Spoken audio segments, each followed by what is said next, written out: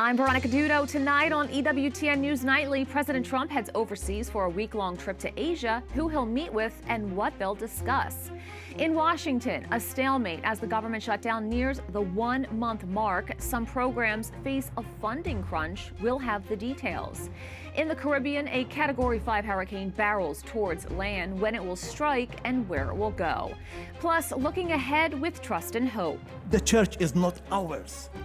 The church belongs to God. We'll take you to Rome to see the special event at St. Peter's. These stories and more tonight. From EWTN, the Global Catholic Network, this is EWTN News Nightly. Thank you for being with us. Our top story tonight, Republican and Democratic lawmakers remain at a stalemate on finding a government funding solution to end what is now the second longest shutdown in U.S. history. Today marks day 27, and there is still no end in sight. This week is pivotal as pay for the military and government workers remain uncertain, and food assistance programs are set to run out. Capitol Hill correspondent Eric Rosales joins us with the latest. Eric. Yes, good evening, Veronica. People are hurting out there. You know, from air travel to food banks, we're starting to see the real effects of this nearly month-long government shutdown, and people are starting to speak out. The president of the country's largest union, representing some 800,000 federal workers, is now asking on lawmakers to end the shutdown. The consequences are real, like the impending halt of the SNAP benefits for millions of people and federal employees missing their first paychecks. Now, House Republican Whip Tom Emmer, I spoke with him earlier today, and he says that this shutdown needs to end. In the next week, you've got air traffic controllers, you've got Homeland Security, you've got all of these essential services that will not get paid, and you also have 42 million low-income Americans who may not get their SNAP benefits, women, infant, and children under the WIC program. Food banks across the country already struggling due to prior funding cuts are seeking increased demand from federal workers and their families, further straining services.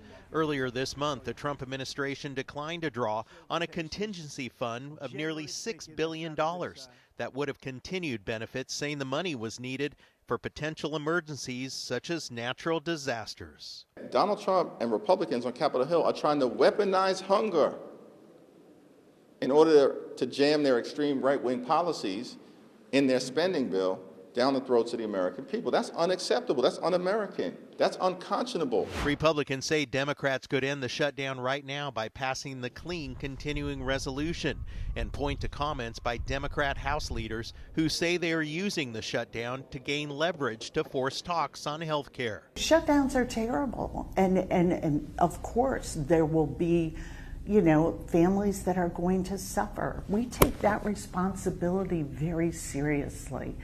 But it is one of the few leveraged times we have. Meanwhile, with the holiday travel season fast approaching, Speaker Johnson says if the shutdown continues, we could see significant delays and even safety issues. There is not an existing pot of money that could cover the air traffic controllers' salaries right now. And so that is why we have to get the government reopened. Another issue right now, it's still unknown of how or if military personnel will get paid this week. You may recall the Defense Department used some $8 billion in unspent research and development money left over from last year during COVID to cover payments 2 weeks ago. An anonymous private donor also contributed $130 million to pay the troops, but that amounts to only about $100 or so per service member. Experts say that the action was also illegal because federal agencies can't spend money not appropriated by Congress.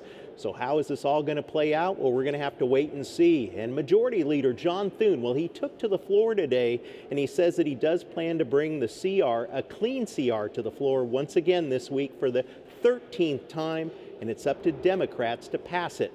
But until then, the shutdown continues. At the Capitol, Eric Rosales, EWTN News Nightly. For more, I'm joined by Kathy Roth-Duquet, the CEO and board president of Blue Star Families. Thank you so much for joining us. It's great to be here. How is the current government shutdown affecting active duty service members and their families day to day, especially when it comes to pay, housing, and access to essential-based services? The government shutdown is just terrible for military families active duty, Guard and Reserve, and transitioning service members. It's hard to overstate how vulnerable military families are to the federal government. We go where they tell us to go, live where they tell us to live. Often it makes it very hard for the spouse to get a second job that most families need. So even with last week's paycheck, we had activated Guard and reservists who did not get paid. We had people's moves halted mid-move, and that caused great financial distress.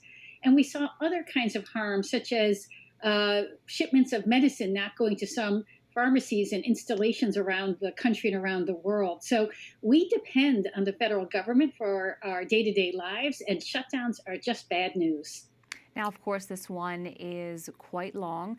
Blue Star Families operates across all branches of the U.S. military. What are you hearing from military families right now, and how is your organization stepping in to provide assistance? We're hearing distress coast to coast. We heard from 19 of our chapters and outposts that food security demand has increased 25 to 75%. We heard from one young family, their husband, a chaplain activated, has gone a month without a paycheck now because of the activated Guard status. They didn't get the funds that were paid 2 weeks ago. And because of his transference status, there were some other things that got interrupted. We're hearing a lot of food insecurity. A lot of military spouses work on installation, so they're part of the federal shutdown. They're not getting that second income that families need to survive. So we're hearing people dipping into savings, putting things on their credit card, and just the level of stress is quite high. What message does Blue Star Families want lawmakers to understand about how shutdowns uniquely affect military families? And are there specific policy protections you're advocating for to ensure pay and benefits are safeguarded in future shutdowns? There is an act called the Pay Our Troops Act that will make sure that all branches of the military and all components get paid. We want the Pay Our Troops Act to pass, but we really do want a budget because we're also dependent on the training and the repair work, and all of this work that the military does requires a federal budget, and that cascades into the safety and security of families. It includes the moves. We do have support for military families. If you or a loved one is in service, come to bluestarfam.org. We have a resource hub. We can help with financial resources, point you to banks, and also mental health support, because we're seeing a lot of stress for families as well. Kathy Roth-Duque, thank you so much for your time. Thank you. President Donald Trump believes the U.S. and China are close to reaching a trade deal. He could make the final decision when he meets with Chinese President Xi on Thursday during a trip to the APEC forum in South Korea. There's a lot at stake during President Trump's trip to Asia. White House correspondent Owen Jensen reports. Owen. Veronica, good evening to you. Stocks rallied today to more records. There's hope tonight that trade talks will ease tensions between the U.S. and China, both of the world's biggest economies. The world, of course, is watching. But first, for President Trump, a stop in Japan. President Donald Trump lands in Tokyo, where the Emperor of Japan greeted him and welcomed him into the Imperial Palace. President Trump gearing up for 3 more days of meetings, including his upcoming talks with Chinese President Xi. We'll be talking about a lot of things. I think we have a really good chance of making a very comprehensive deal. The two sides are negotiating everything from farm products to TikTok, which could also be part of Thursday's deal. We got an original approval from President Xi. I expect we'll have an approval, but I'd rather wait till a couple of days to let you know. And President Trump says he'd like China to help convince Russia to end the war in Ukraine. Russian President Vladimir Putin just raised the stakes by testing a new nuclear-powered cruise missile. You ought to get the war ended. A war that should have taken 1 week is now in its soon 4th year. That's what you ought to do instead of testing missiles. As he started his trip, President Trump told me he would also raise the case of political prisoner and Catholic convert Jimmy Lai. And it's on my list. I'm going to ask. Look, they're big enemies, so we'll see what happens, you know. Jimmy Lai and President Xi are big enemies, but it's been a long time, and it'll be on my list. President Trump first stopped in Qatar on his way to Asia, landing in Kuala Lumpur, Malaysia, where he signed a trade deal and took part in a peace treaty signing. And thank the President for his effort to secure peace in many parts of the world, including Gaza. Cambodia's prime minister says he's nominating President Trump for the Nobel Peace Prize. And speaking on Air Force One, President Trump also acknowledged for the first time that he received an MRI during his last medical exam. He called it perfect. At the White House, Owen Jensen, EWTN News Nightly. Mandatory evacuations are underway in Jamaica as a Category 5 hurricane makes its way towards the island nation. Hurricane Melissa is expected to make landfall overnight. The impact of the storm's outer bands are already being felt, with winds topping 160 miles an hour. Life-threatening storm surge is expected, as well as the possibility of deadly landslides. It could be the strongest storm on record to ever hit Jamaica. Forecasters say it will move towards Cuba and then out over the Atlantic Ocean, missing the U.S. mainland. French police have arrested 2 suspects in connection with last week's crown jewels theft from the Louvre Museum. Under France's strict privacy laws, suspects' identities aren't released and details of the investigation remain sealed. A police official speaking anonymously to the Associated Press said 2 men in their 30s, both known to police, were taken into custody, adding that 1 suspect was arrested as he attempted to board a plane bound for Algeria. We have a lot more still to come on EWTN News Nightly. Walking miles in their shoes. Meet the priest who is walking 800 miles to a famous U.S. landmark for a special cause. And the U.S. Border Control Chief will go before a judge what tactics he used that are landing him in court.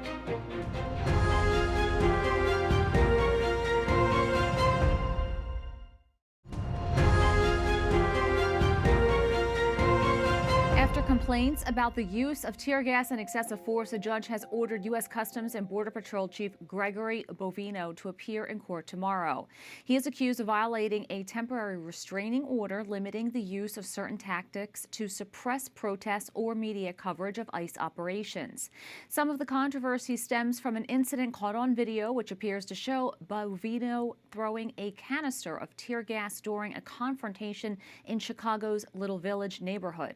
DHS said Bovino was hit in the head by a rock, but several witnesses dispute that account.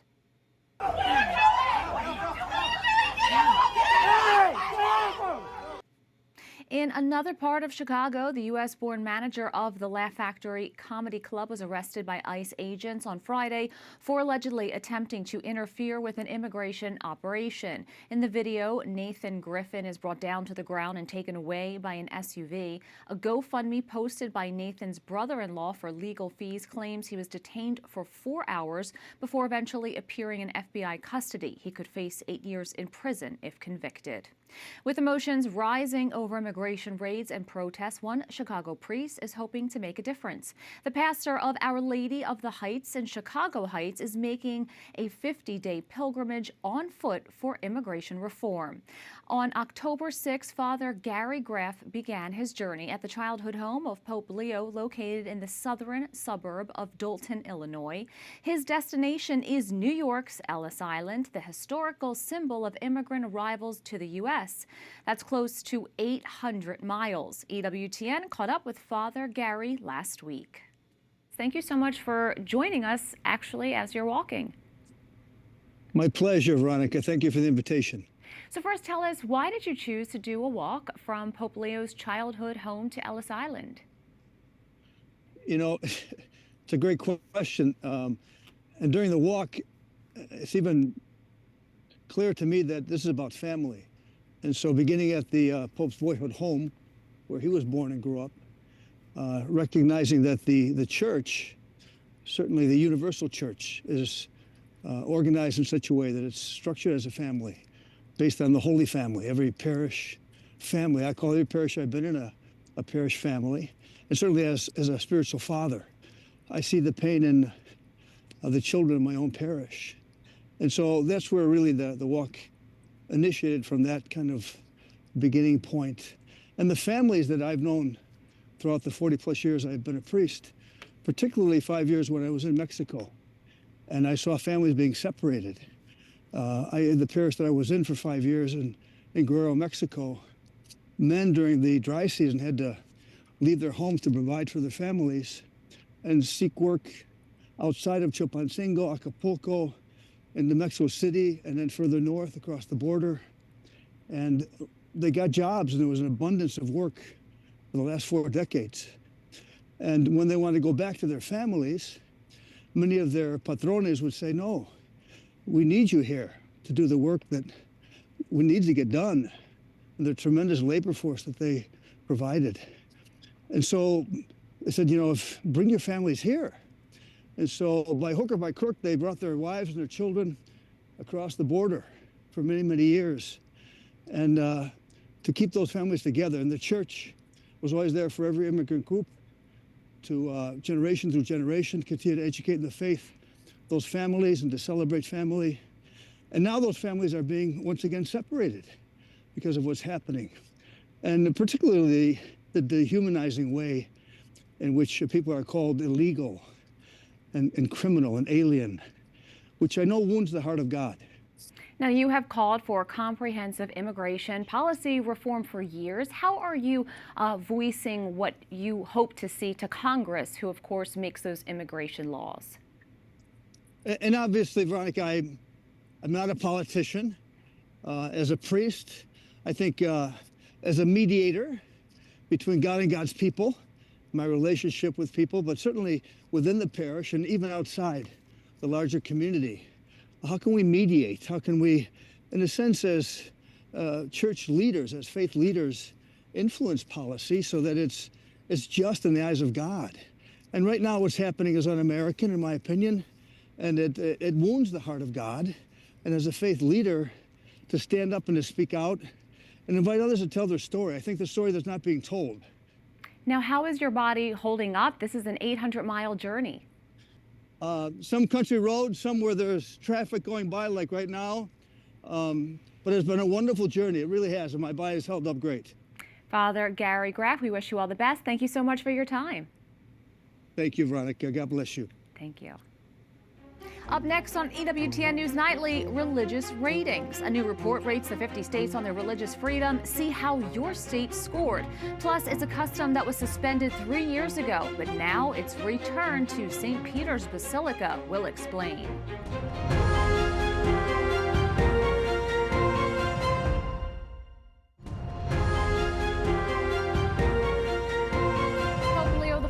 Hosted Hungary's Prime Minister at the Vatican today. The two discussed the conflict in Ukraine and the situation in the Middle East. Prime Minister Viktor Orban also conveyed his appreciation for the Church's commitment to promoting the social development and well-being of the Hungarian community.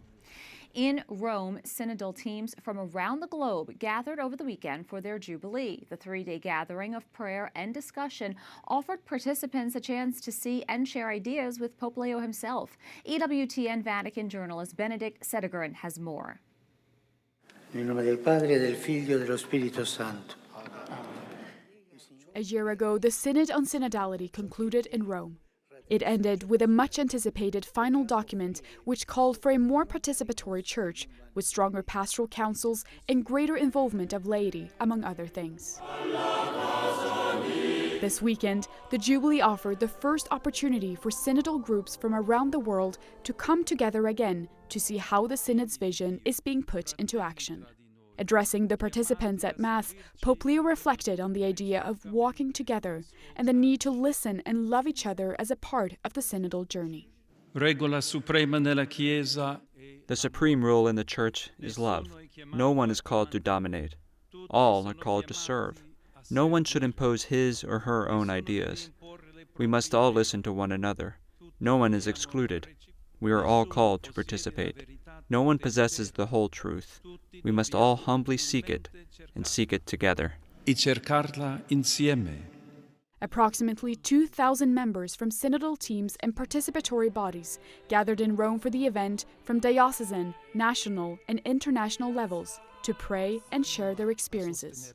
At the opening session, Cardinal Mario Grech, Secretary General of the General Secretariat of the Synod, reflected on looking to the future with trust and hope. The church is not ours. The church belongs to God, who will complete, change, and perfect what we have done. This is what hope truly means. As Peggy reminds us, Hope loves what has not yet come, what will unfold in the future and in eternity. The participants also engaged in a series of discussions on their work promoting a more synodal church, with Pope Leo joining in to answer their questions.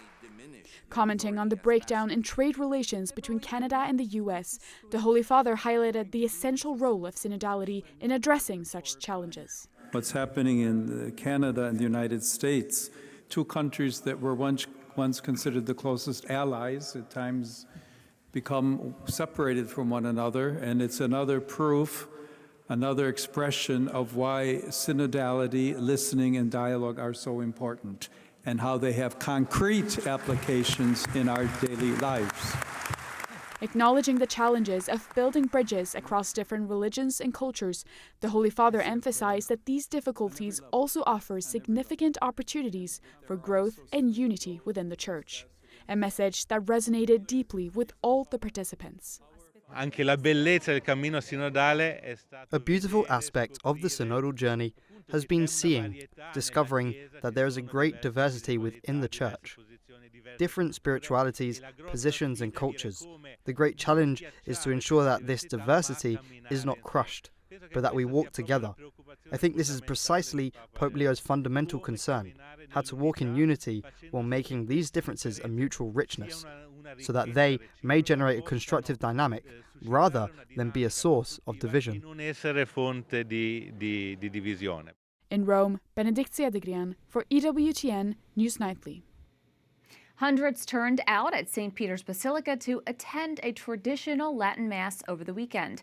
Cardinal Raymond Burke was the celebrant. The traditional Latin Mass held on Saturday was part of a 3-day pilgrimage made by the TLM devotees. The pilgrimage itself is in its 14th year. However, in 2023 and 2024, it was denied the authorization needed to celebrate the Mass at the altar of the chair of St. Peter in the Basilica.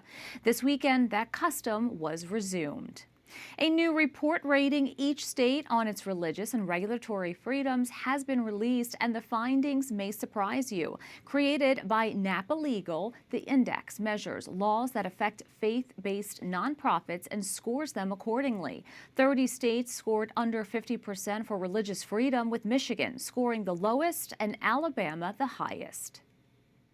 For more, we're joined by Frank DeVito. He serves as Senior Counsel and Director of Content at NAPA Legal. Welcome to the show. Veronica, thank you so much for having me. So first, what have been the most important improvements to state laws that you have seen since starting the Faith and Freedom Index in 2023? Yeah, so I think the biggest improvement we've seen is the passage of state religious freedom restoration acts, which I don't want to go into too much detail about what they are, but it's an important protection across the board in states for situations where a law may on its face be neutral and generally applicable. So it's not a direct target to religious exercise, but in practice, it burdens the religious exercise of an individual or an organization. So you can imagine some scenarios we'll probably get into, especially with supposed non-discrimination laws, where the law doesn't appear to target religion, but it severely impacts the ability to exercise religion. So the State Religious Freedom Restoration Act is a law that gives a really important protection if those free exercise rights are in danger. And since we've started the index, there are at least 5 states that have passed Religious Freedom Restoration Acts, West Virginia in 2023, Iowa and Utah last year, and then Georgia and Wyoming have added Religious Freedom Restoration Acts this year in 2025. So that's one of the most heartening improvements that we've seen. What areas of state law are most concerning moving forward, and will there be problems if laws are not improved?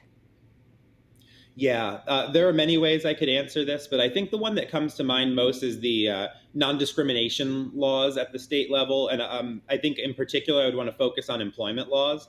Many states, I'd say most states, have some kind of non-discrimination law that prohibits, understandably, discrimination in hiring or firing or any kind of employment practices on the basis of race and sex and so on. Many states have expanded those non-discrimination laws to include not only sex, but sexual orientation, gender identity, religion, and so on. So many states have exemptions stating that at least some of these restrictions don't apply to religious organizations for obvious reasons, right? If you're a Catholic school, you should have the right to make supposedly discriminatory decisions on the basis of the belief, the religion, things like sexual orientation and gender identity. If there are not proper exemptions for religious organizations, the organization really loses its ability to hire in accordance with its religious principles, right? If you're subject to these rigorous non-discrimination laws, you really can't hire a workforce that's united in its faith commitment.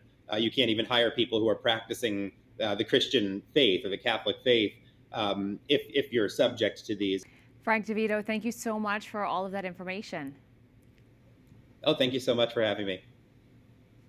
We thank you for watching tonight. Remember, you can follow us on social media, Facebook, X, and Instagram at EWTN News Nightly. I'm Veronica Dudo. Good night and God bless.